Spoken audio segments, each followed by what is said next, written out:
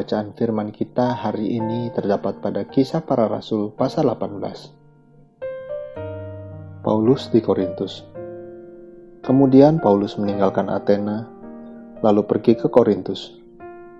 Di Korintus ia berjumpa dengan seorang Yahudi bernama Aquila yang berasal dari Pontus. Ia baru datang dari Italia dengan Priscilla, istrinya, karena Kaisar Claudius telah memerintahkan supaya semua orang Yahudi meninggalkan Roma. Paulus singgah ke rumah mereka.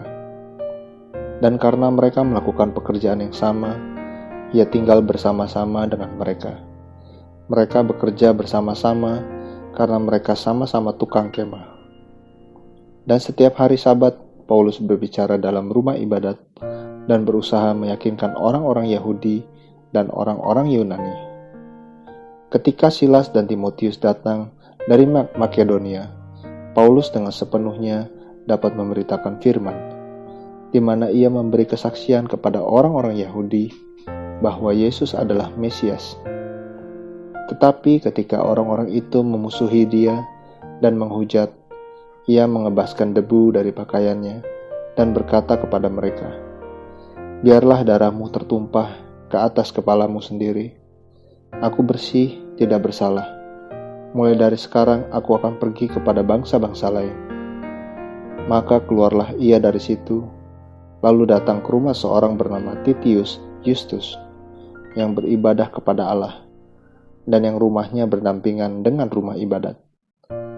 Tetapi Krispus, kepala rumah ibadat itu, menjadi percaya kepada Tuhan, bersama-sama dengan seisi rumahnya, dan banyak dari orang-orang Korintus yang mendengarkan pemberitaan Paulus menjadi percaya dan memberi diri mereka dibaptis.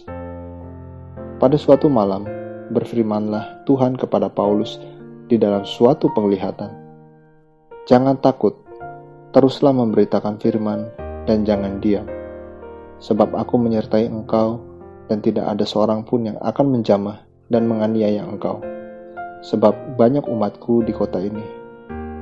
Maka tinggallah Paulus di situ selama 1 tahun 6 bulan, dan ia mengajarkan firman Allah di tengah-tengah mereka.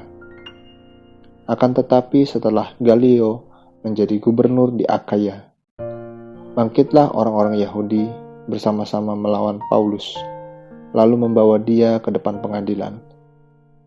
Kata mereka, ia ini berusaha meyakinkan orang untuk beribadah kepada Allah dengan jalan yang bertentangan dengan hukum Taurat.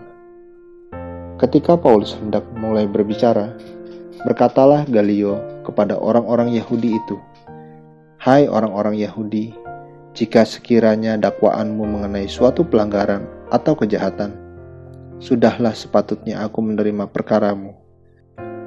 Tetapi kalau hal itu adalah perselisihan tentang perkataan atau nama atau hukum yang berlaku di antara kamu, maka hendaklah kamu sendiri mengurusnya. Aku tidak rela menjadi hakim atas perkara yang demikian." Lalu ia mengusir mereka dari ruang pengadilan. Maka orang itu semua menyerbu Sostenes, kepala rumah ibadat, lalu memukulinya di depan pengadilan itu. Tetapi Galio sama sekali tidak menghiraukan hal itu. Paulus kembali ke Antiokhia. Paulus tinggal beberapa hari lagi di Korintus. Lalu ia minta diri kepada saudara-saudara di situ dan berlayar ke Syria. Sesudah ia mencukur rambutnya di Kangkrea, karena ia telah bernasar, Priscilla dan Aquila menyertai dia. Lalu sampailah mereka di Efesus. Paulus meninggalkan Priscilla dan Aquila di situ. Ia sendiri masuk ke rumah ibadat dan berbicara dengan orang-orang Yahudi.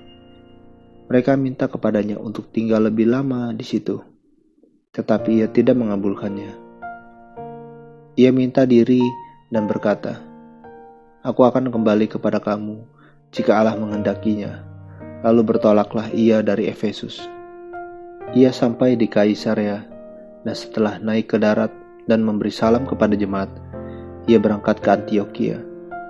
Setelah beberapa hari lamanya, ia tinggal di situ.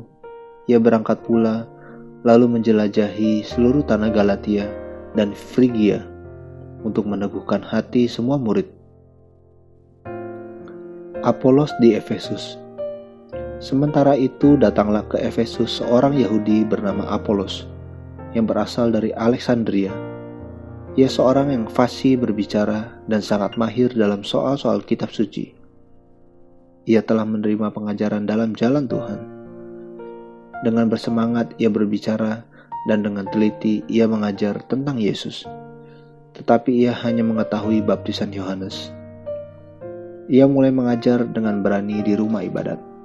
Tetapi setelah Priskila dan Aquila mendengarnya, mereka membawa dia ke rumah mereka dan dengan teliti menjelaskan kepadanya jalan Allah. Karena Apolos ingin menyeberang ke Akaya, saudara-saudara di Efesus mengirim surat kepada murid-murid di situ, supaya mereka menyambut dia setibanya di Akaya. Maka ia, oleh kasih karunia Allah, menjadi seorang yang sangat berguna bagi orang-orang yang percaya. Sebab dengan tak jemu-jemunya, ia membantah orang-orang Yahudi di muka umum dan membuktikan dari kitab suci bahwa Yesus adalah Mesias. Amin. Terus baca firman-Nya, renungkan dan lakukan dalam kehidupan kita. Tuhan Yesus memberkati.